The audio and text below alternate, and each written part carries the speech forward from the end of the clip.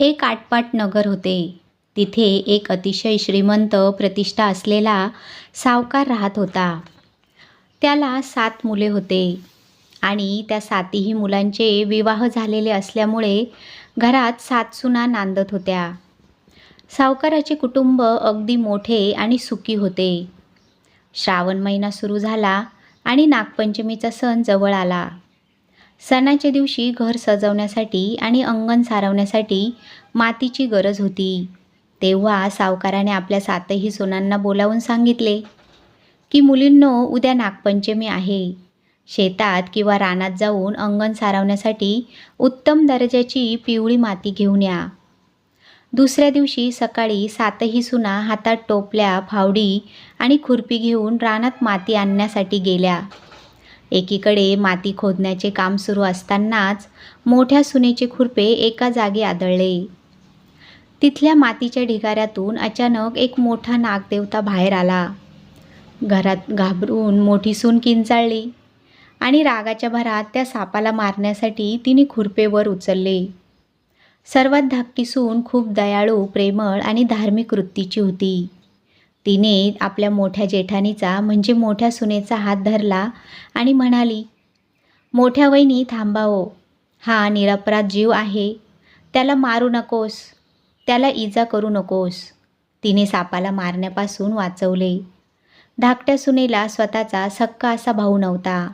ती सापाकडे पाहत मनापासून म्हणाली, मला भाऊ नाही, पण आजपासून तूच माझा भाऊ आहेस.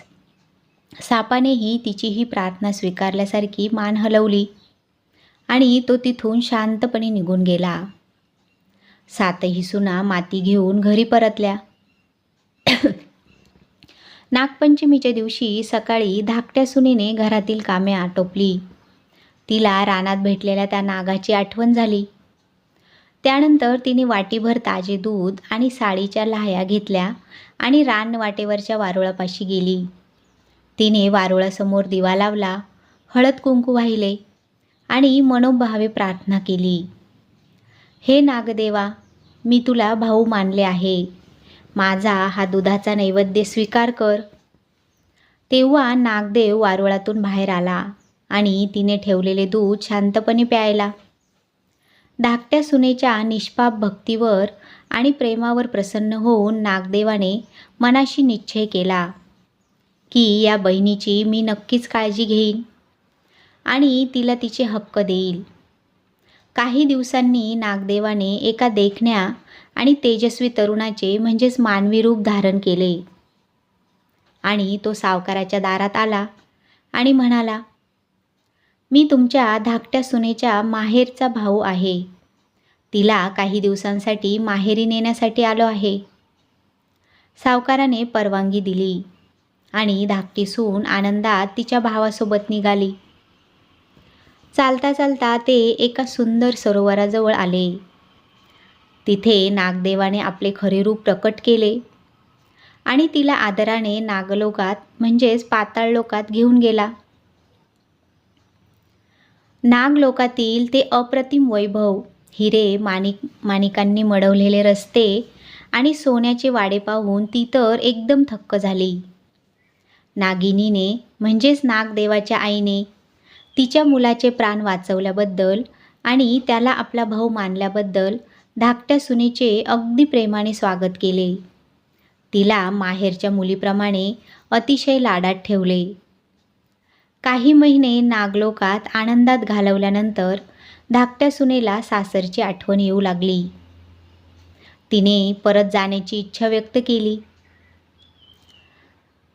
परत जाण्याच्या वेळी नागदेवाने आणि नागिनीने निरोप देताना तिला काही मौल्यवान दिव्य मण्यांचा हार, सोन्या चांदीचे दागिने आणि सुरेख वस्त्रे भेट म्हणून दिली. नागदेवाने तिला पुन्हा मानवी रूपात तिच्या सासरी सुरक्षित सोडले. धाकटी सून सासरी परत आल्यावर तिच्या गळ्यातला तो तळपणारा आणि अलौकिक तेज असणारा हार पाहून इतर 6 जेठानींच्या म्हणजेच मोठ्या सुनांच्या डोळ्यात मस्तर जागा झाला. त्यांनी सावकाराच्या कानावर घातले की धाकट्या सुनेला कुठून तरी गुप्तधन मिळाले आहे.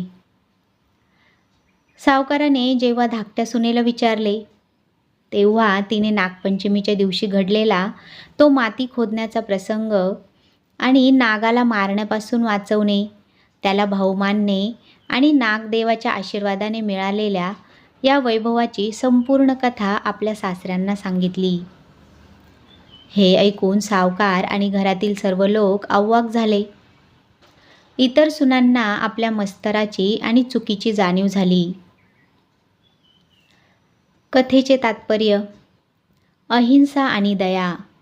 कोणत्याही निष्पाप प्राण्याला किंवा जीवाला विनाकारणच मारू नये.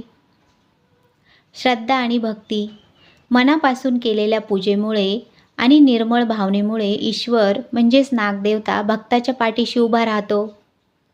आणि नागपंचमीचे महत्त्व: या दिवशी नागदेवाची पूजा करून निसर्गाविषयी आणि प्राण्यांविषयी कृतज्ञता व्यक्त केली जाते.